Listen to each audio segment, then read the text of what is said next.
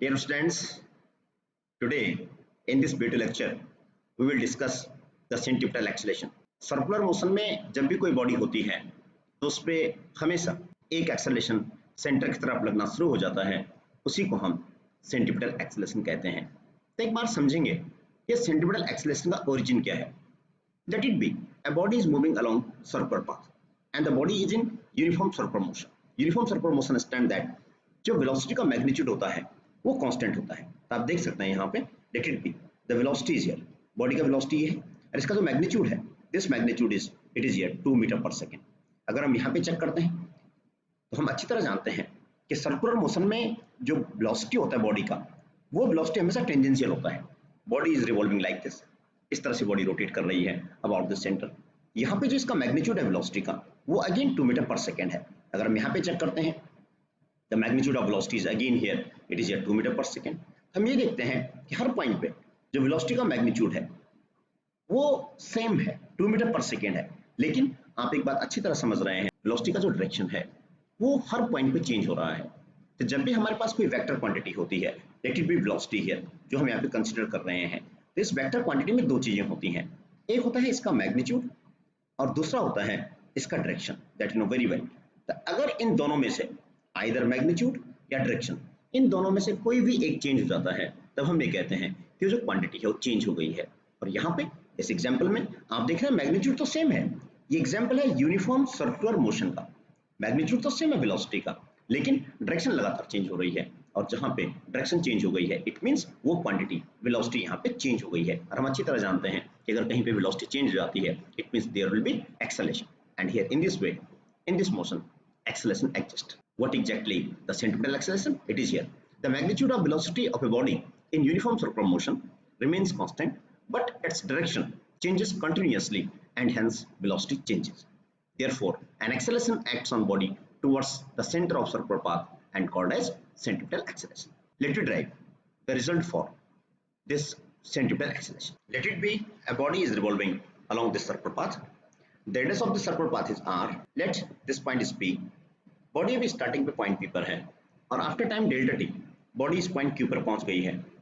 Okay, point p पे body कहाँ पर है, किसी time t पर है और delta t के बाद body कहाँ पर है, q पर है। हम ये भी लिख सकते हैं इसको, it is the position of body at time t and this q is the position of body at time t plus delta t. यहाँ पे हम समझ सकते हैं कि इस given time में body ने जो angle rotate किया है let this angle is theta here. अब यहाँ पे जो वेलोसिटी हमें गिवन है लेट एट दिस पॉइंट पे the velocity is this one and this one is the velocity v1 और यहाँ पे जब बॉडी q पर पहुंच गई है बॉडी का डायरेक्शन ये आ गया वेलोसिटी का और इसका वेलोसिटी का वैल्यू कितना है v2 वेक्टर है। द इंपॉर्टेंट इंफॉर्मेशन जो हमने अभी डिस्कस की थी कि यहाँ पे जो वेलोसिटी का मैग्नीट्यूड है v1 magnitude is equal to v2 magnitude and it will be equal to v here. ये सेम रहेगा, ये चेंज नहीं होगा क्योंकि बॉडी यूनिफॉर्म सर्कुलर मोशन में है। अब यहाँ पे बॉडी पी से क्यू तक गई है, जो बॉडी का मोशन हुआ है पी टू क्यू हम स्टडी कर रहे हैं। लेट इट बी ये जो डिस्टेंस हमारे पास है this one P to Q और ये जो आर्क लेंथ हमारे पास है इसको मैंने मेंशन कर दिया है late it B delta S. ये हमारे पास डिस्प्लेसमेंट हो जाएगा पी टू क्यू अगर हम डेल्टा टी को बहुत कम यूज करते हैं लिमिट में। तो ये पॉइंट हम अभी डिस्कस करेंगे। Delta S is this P Q here. Additional construction करते हैं। लेट इट बी जो वेलोसिटी v1 आपने यहाँ शो कर रखा है इस वेलोसिटी को मैंने अलग से यहाँ रिप्रेजेंट कर दिया है। And let it be this one is the velocity v1 is here. जब भी हम वेक्टर को शिफ्ट करते हैं तो आपको इस बात का ध्यान रखना होता है कि वेक्टर की डायरेक्शन और मैग्नीट्यूड दोनों इक्वल होने चाहिए, वो अनअफेक्टेड होने चाहिए। जैसे कि आप यहाँ पर देख रहे हैं कि जो वेक्टर्स मैंने ड्रॉ किए हैं v1 एंड v2 आप देख सकते हैं ये एग्जैक्टली पैरेलल वेक्टर है। जो v1 है, जो v1 वेक्टर आप सामने देख रहे हैं ये v1 वेक्टर एज सच, जो v1 वेक्टर हमारे पास ये है दिस वन, ये v1 वेक्टर मैंने एज सच यहाँ ड्रॉ कर दिया है। इसका जो लेंथ है वो भी एग्जैक्टली v1 के बराबर है। जो दूसरा वेक्टर v2 है उसका लेंथ भी v2 के बराबर है और डायरेक्शन क्या है इसका, एक्सिस डायरेक्शन वही है जो डायरेक्शन की इस v2 एक्चुअल वेक्टर का है। अगर हम बहुत केयरफुली देखें, अगर हम इसको पीछे प्रोसीड करते हैं यहाँ से तो आप देखेंगे कि ये हमने पीछे प्रोसीड किया तो यहाँ पे जो ये एंगल है, जो एंगल थीटा था वही एंगल थीटा इन दोनों वेक्टर्स के बीच का ये एंगल भी कितना रहेगा, थीटा हो जाएगा। ये प्रॉपर्टी होती है कि अगर टू लाइंस के बीच का कोई एंगल है तो वही एंगल उनके परपेंडिकुलर के बीच का होगा। तो यहाँ पे इनके बीच का जो एंगल आ गया है this angle comes out to be again theta here.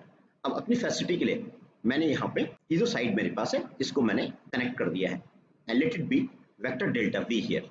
अगर हम केयरफुली इस डायग्राम को देखते हैं तो यहाँ पे हम ट्रायंगल लॉ यूज कर सकते हैं। तो ट्रायंगल लॉ यहाँ पे अकॉर्डिंग टू ट्रायंगल लॉ आप देखेंगे यहाँ पे कि B A vector plus A C vector is equal to B C vector. Definitely B A plus A C is equal to B सी।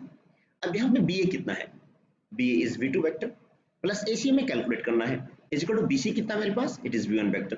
तो ए सी कितना हो जाएगा, A C comes out to B V one minus V two. It is change in velocity और इसको मैंने represent कर दिया delta V vector से। तो लेट इट बी जो ए सी वेक्टर मेरे पास है ये कितना है, डेल्टा वी वेक्टर। यहाँ पर हमने इसको यूज कर लिया है। अगर हम इन दो ट्रायंगल्स को देखते हैं तो here triangle POQ become similar to triangle CBA। ये बात आप अच्छी तरह समझ सकते हैं। इसकी वजह क्या है कि इस ट्रायंगल में जो POQ ट्रायंगल हमारे पास है, इस ट्रायंगल में दोनों साइड इक्वल है। आप बात समझ गए क्यों, क्योंकि ये भी रेडियस r है, ये भी रेडियस r है। और अगर इस ट्रायंगल में देखते हैं जो ट्रायंगल मैंने CBA यूज किया है, इसमें ये जो साइड है इसका मैग्नीट्यूड है और इस साइड का मैग्नीट्यूड V1 V2, ये मैग्नीट्यूड दोनों इक्वल है। तो इसमें दोनों साइड इक्वल है तो इसमें भी दोनों साइड इक्वल है। एज वेल एज यहाँ पे ये एंगल थीटा हमारे पास है तो यहाँ पे एज वेल एज ये एंगल पे कितना है, थीटा है। In this way these two triangle are similar to each other. अब हम सिमिलर ट्रायंगल की जो प्रॉपर्टी होती है उसको यूज कर लेंगे। तो यहाँ पे बहुत केयरफुली आप देख सकते हैं, यहाँ एंगल के सामने कितना मेरे पास AC है। In this way AC upon यहाँ एंगल के सामने कितना हमारे पास PQ है। AC upon PQ is equal to this one is here BC is concern, यहाँ मैंने BC यूज कर लिया है तो यहाँ कितना आ जाएगा, OP आ जाएगा। ये मैंने सिमिलर ट्रायंगल की प्रॉपर्टी में जो साइड्स के रेशियो होते हैं उनको इक्वल कर दिया है। AC you getting it, AC is delta V it's magnitude upon PQ, PQ कितना हमारे पास, delta S is here is equal to BC, BC is mentioned to you, it is here V1 magnitude, ये हमें given है, upon OP, OP is R here। और अगर हम इनको थोड़ा और सॉल्व करते हैं, it become delta V upon delta S is equal to, we know very well, यहाँ पे it become V by R and in this way delta V become automatically यहाँ पे V by R into delta S। अब हम एक काम करते हैं, इस पूरे एक्सप्रेशन को डिवाइड कर देते हैं डेल्टा T से, dividing by delta T। As you know very well, delta T is the time for which body is in circular motion from P to Q। तो delta T से हम divide करते हैं, it become delta V upon delta T is equal to V upon R delta S upon delta T।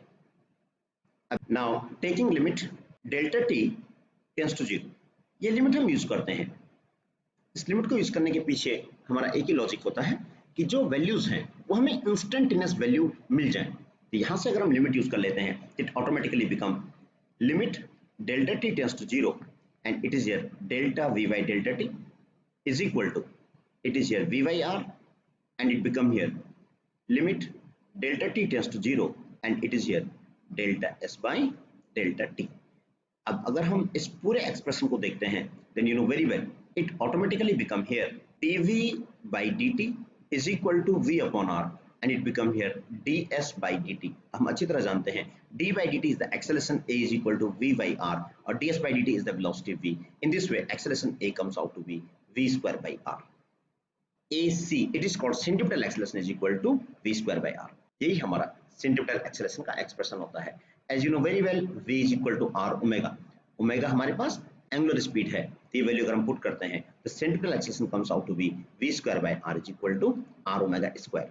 ये हम condition के according इस expression को यूज कर सकते हैं। If omega is given to you then you can use r omega square and if velocity v is given to you can use v square by r। यहाँ पे आपने ध्यान रखना है omega is equal to 2 pi nu, nu is being the frequency. Why this centripetal acceleration always acts towards centre. यहाँ पे जो motion की डायरेक्शन है वो ये है, अब यही पॉइंट P है, ये पॉइंट Q है and this much time is delta T, P से Q तक का टाइम हमारे पास है, पोजीशन एट टाइम T है, ये position T plus delta T time पर है। यहाँ पे this velocity is V1 and this velocity is V2 here, ये हमने अभी डिस्कस कर लिया था। और यहाँ पे जो बॉडी रोटेट हुआ है, late it B this angle is theta is here. अगर यहाँ पे इसका जो V1 वेक्टर हमारे पास है उसको मैंने कॉरस्पॉन्डिंग वेक्टर ड्रॉ कर दिया है, it being V1 here as well as it being V2 here, क्योंकि वेक्टर की प्रॉपर्टी होती है हम वेक्टर्स को शिफ्ट कर सकते हैं without changing their magnitude and direction. मैंने यहाँ पे वही किया है, जो वेक्टर V1 है इसको यहाँ ड्रॉ कर दिया, V2 को इसके पैरेलल यहाँ ड्रॉ कर दिया है। और आपने भी देखा था ये वेक्टर मेरे पास डेल्टा V है और ये एंगल कितना हो जाएगा, थीटा हो जाएगा। अब यहाँ पर एक इंपॉर्टेंट पॉइंट आपने समझना है, वो इंपॉर्टेंट पॉइंट ये है कि जो एक्सेलरेशन होता है that acceleration is delta we by delta T. It means acceleration की डायरेक्शन वही होती है जो डायरेक्शन हमारे पास डेल्टा वी की होगी। एक्सेलरेशन का डायरेक्शन वही होगा जो डायरेक्शन चेंज इन वेलोसिटी का होगा। तो बहुत केयरफुली इस बात को समझते हैं। अगर हम टाइम को बहुत कम रखते हैं, जैसे हमने लिमिट कर दिया था टाइम को, it is here limit delta T tends to 0। अगर ये सिचुएशन आती है तो आप ये देखेंगे कि जो पॉइंट Q है, this point Q tends to P, ये P की तरफ आना शुरू हो जाएगा अगर टाइम बहुत कम होता है। You getting it? कैसे? अगर ये टाइम यहाँ से लेकर के और यहाँ तक पहुँचने का जो टाइम है ये डेल्टा टी है। अगर ये टाइम कम हो जाएगा तो आप समझ गए बात को, ये पहले यहाँ पर आ जाएगा, ये और कम आपने कर दिया तो ये Q यहाँ पर आ जाएगा, और कम कर दिया आपने तो ये यहाँ पर आ जाएगा, और कम कर दिया आपने तो यहाँ पर आ जाएगा, आपने और डिक्रीज कर दिया इसको तो आप देखेंगे कि ये Q पॉइंट यहाँ आ जाएगा।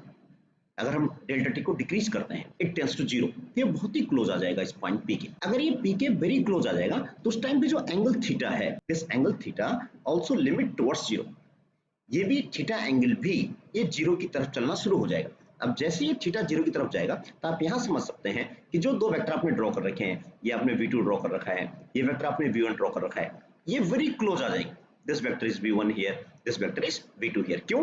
क्योंकि थीटा यहाँ पे कंटिन्यूअसली डिक्रीज हो रहा है। तो उस कंडीशन में जो डेल्टा v है, this delta v tends to perpendicular with the velocity v1 and v2। उस कंडीशन में जो डेल्टा v होगा ऑटोमेटिकली परपेंडिकुलर हो जाएगा v1 और v2 के। और ऐसी सिचुएशन में हम अच्छी तरह जानते हैं कि अगर वेलोसिटी की डायरेक्शन हमारे पास टेंजेंशियल होती है, दैट नो वेरी वेल, जो हमें अच्छी तरह से पता है कि यहाँ सिचुएशन में जो वेलोसिटी होती है, दिस वेलोसिटी इज टेंजेंशियल, ये वेलोसिटी इधर है। और आपने देखा कि जो डेल्टा v की डायरेक्शन है, ये डेल्टा v की डायरेक्शन इस वेलोसिटी के परपेंडिकुलर आ गई है। इसका मतलब जो डेल्टा v होगा इस v के परपेंडिकुलर आ जाएगा लाइक दिस। और यहाँ पे इस v के परपेंडिकुलर हमारे पास ये है and this one is the direction of delta v। और आप जानते हैं कि जो एक्सेलरेशन की डायरेक्शन होगी वो वही डायरेक्शन होगी जो चेंज इन वेलोसिटी की डायरेक्शन है। In this way the acceleration will be again towards the centre and therefore it is called as centripetal acceleration.